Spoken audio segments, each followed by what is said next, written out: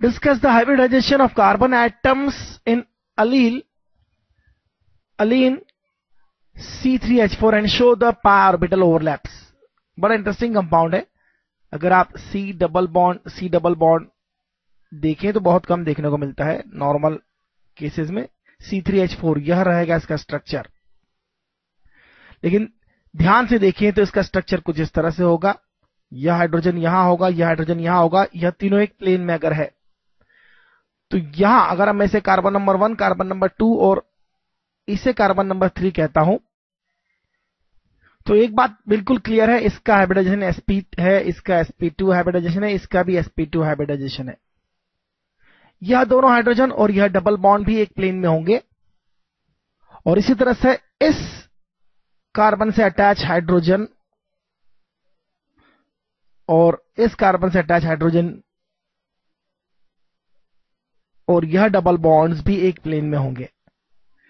अब फर्क यह है कि इस कार्बन के जो दो पाई बॉन्ड है, एक पाई बॉन्ड इससे है C1C2 पाई बॉन्ड और C2C3 pi bond,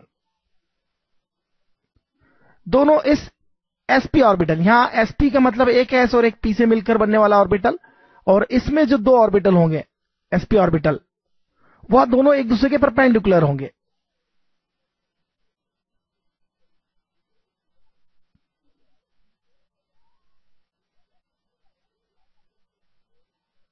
perpendicular to each other. Structure भी ड्रॉ किया जा सकता है इसी जगह पर। अगर आप देखें तो पाई बॉन्ड कैसे फॉर्म होता है, साइड वाइज ओवरलैपिंग के। तो अगर आप ध्यान से देखें तो साइड वाइज ओवरलैपिंग कुछ इस तरह से देखने को मिलेगी। इनमें ओवरलैपिंग हो रही है साइड वाइज, और इसी तरह से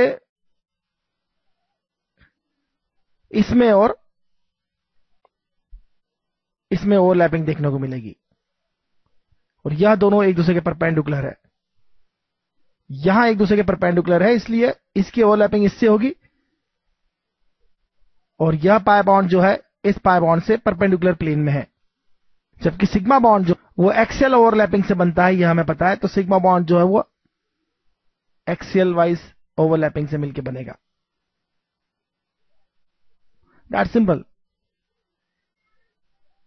तो आइए आगे देखते हैं हम।